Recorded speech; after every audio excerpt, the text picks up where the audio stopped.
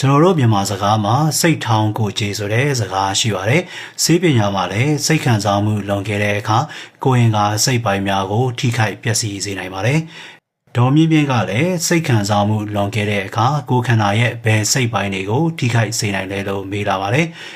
ဒီမေးခွန်းဟာတော်တော်စိတ်ဝင်စားဖို့ကောင်းတာကြောင့်စိတ်ခံစားမှုလွန်ခဲ့တဲ့အခါထိခိုက်စေနိုင်တဲ့ကိုယ်ရင်ကအစိတ်ပိုင်းဒါမှမဟုတ်ယောဂ၅မျိုးကိုပြောတော့ပါမယ်ခင်ဗျာကျွန်တော်ကတော့ American နိုင်ငံမေယိုဆေးရုံမှာလက်ထောက်ပါမောက္ခအဖြစ်တာဝန်ထမ်းဆောင်နေတဲ့ဒေါက်တာကျော်စောဟိန်ဖြစ်ပါတယ်ခင်ဗျာအမြဲစိတ်ပူပန်တောကရောက်နေရတဲ့ဆိုရင်တော့အစာမကြည်တာအစာစားပြီးဘိုင်းအောင်တာနဲ့ဝန်းချုပ်တာတော့ဖြစ်တတ်ပါတယ်ဘာကြောင့်ဖြစ်တာလဲဆိုရင်တော့အမြဲစိတ်ပူပန်နေရရင်အစာအိမ်နဲ့ဥလန်းချောင်းမှာရှိတဲ့အစာခြေတွေဟာအစာခြေခြင်းလုပ်ငန်းကိုပုံမှန်မဆောင်ရွက်နိုင်တော့ပါဘူးပြီးတော့ဥလန်းချောင်းကကြွက်သားတွေဟာလည်းကောင်းကောင်းအလုံးမလုံးနိုင်တော့တာကြောင့်ဖြစ်ပါတယ်နောက်ပြီးအမြဲစိတ်ပူပန်နေခြင်းဟာ IBD လို့ဆေးပညာမှာအတူကောက်ခေါ်တဲ့ဥလန်းချောင်းယောဂနဲ့ဆက်ဆက်နေပါတယ်IBD ယောဂရှိရင်ဝန်းလျှော့လိုက်ဝန်းချုပ်လိုက်တလဲစီဖြစ်တတ်တယ်။ဝန်းသွားရင်သွေးစာလေးတွေပါတယ်။ဘိုင်းနာဘိုင်းအောင်မကြာခဏဖြစ်တတ်ပါတယ်။လူတချို့ဟာအလုပ်ကိစ္စကြောင့်ဖြစ်စေငွေကြေးကိစ္စများကြောင့်ဖြစ်စေလူမှုရေးကိစ္စများကြောင့်ဖြစ်စေအမြဲတစေစိတ်ဖိစီးမှုခံစားနေရပါတယ်။ဒါကို stress များတယ်လို့လည်းခေါ်ပါတယ်။ဒါဆိုရင်တော့ပထမအချက်အနေနဲ့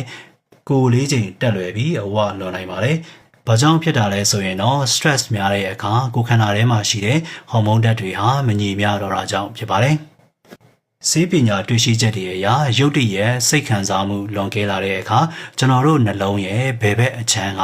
အလုံးမလုံးတော့ပဲရပ်တန့်သွားနိုင်ပါတယ်။ဒါကိုဆေးပညာမှာတော့တာကာဆူဘိုလို့ခေါ်ပါတယ်။ဒီနှလုံးယောဂဟာအသက်အန္တရာယ်ကိုပါချက်ချင်းထိခိုက်စေနိုင်ပါတယ်။စိုးရိမ်စိတ်တွေအယမ်းများတဲ့အခါနှစ်ရှည်ခေါင်းကိုက်တဲ့ဝေဒနာကိုခံစားရနိုင်ပါတယ်။ပြီးတော့စိုးရိမ်စိတ်တွေများနေရင်ဘာကြောင့်မှန်းမသိပဲကိုယ်လည်းကိုက်ခဲနေတာကြွက်သားတွေအမြဲနာကျင်နေတာတို့ဖြစ်တတ်ပါတယ်။ဆေးရုံဆေးကန်းပြမိမယ်လေယောဂရှာမရဖြစ်တတ်ပါတယ်။ဒါဆိုရင်တော့မိမိမှာ anxiety လို့ခေါ်တဲ့စိုးရိမ်စိတ်များတဲ့ယောဂရှိနေလားဆိုတာကိုစမ်းစစ်သင်ပါတယ်ခင်ဗျာ။အမြဲစိတ်တူတတ်တဲ့ရုတ်တရက်ထိမရပဲဒေါရအကြီးကျယ်ထွက်တတ်တယ်ဆိုရင်တော့အုံနောက်သွေးယိုစီးမှုဖြစ်တတ်ပါတယ်။ဒါကိုဆေးပညာမှာတော့ SAH လို့အတူကောက်ခေါ်ပါတယ်။ဘာကြောင့်ဖြစ်တာလဲဆိုရင်တော့လူတချို့ရဲ့အုံနောက်ထဲမှာ aneurysm လို့ခေါ်တဲ့သွေးအိတ်လေးရှိပါတယ်။ဒေါရအကြီးကျယ်ထွက်တဲ့အခါသွေးပေါင်ချိန်ရုတ်တရက်တက်လာတယ်။ဒီလိုသွေးပေါင်ချိန်ရုတ်တရက်တက်လာတဲ့တန်းကိုသွေးအိတ်လေးကမခံနိုင်တဲ့အခါပေါက်ထွက်ပြီးတော့အုံနောက်သွေးယိုစီးမှုဖြစ်တတ်ပါတယ်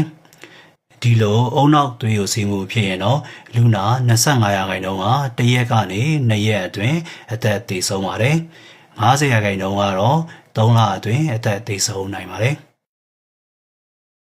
အကြောင်းအရာတစ်ခုခုကိုရေရှည်ကြောက်စိတ်ဝင်နေတာဖြစ်ပါတယ်။ဒါဆိုရင်တော့အုံနောက်နဲ့ပတ်သက်တဲ့ယောဂများမှတ်ဉာဏ်နဲ့ပတ်သက်တဲ့ယောဂများကိုခံစားရနိုင်ပါတယ်။ပြီးတော့ရေရှည်မှာလည်းစိတ်ယောဂဖြစ်နိုင်ပါတယ်။အထူးသဖြင့် PTSD လို့ခေါ်တဲ့စိတ်ယောဂခံစားရနိုင်ပါတယ်။ဘာကြောင့်ဖြစ်တာလဲဆိုရင်တော့ကြောက်စိတ်တွေရှိနေတဲ့အခါအုံနောက်ထဲမှာရှိတဲ့ amygdala လို့ခေါ်တဲ့ကြောက်စိတ်ကိုဖြစ်စေတဲ့အစိတ်အပိုင်းဟာအချိန်ပြည့်အလုပ်လုပ်နေရတယ်။ဒါကြောင့်အုံနောက်ရဲ့အခြားစိတ်ပိုင်းတွေဟာအမီဂဒလာရဲ့အချိန်ပြည့်လွှမ်းမိုးခြင်းကိုခံရပြီးအုံနောက်ကောင်းကောင်းအလုံးမလုံးနိုင်တာကြောင့်ဖြစ်ပါတယ်။ကျွန်တော်ဒီနေ့ပြောခဲ့တဲ့အကြောင်းအရာတွေဟာမိမိတို့ရဲ့ဆွေမျိုးမိတ်ဆွေများအတွက်တစုံတရာအကျိုးရှိနိုင်မယ်ဆိုရင်တော့မျှဝေပေးဖို့လည်းတိုက်တွန်းပါတယ်ခင်ဗျာ။မြန်မာနိုင်ငံသူမြန်မာနိုင်ငံသားများအားလုံးယောဂအပေါင်းမှာကင်းဝေးပြီးကျန်းမာကြပါစေခင်ဗျာ။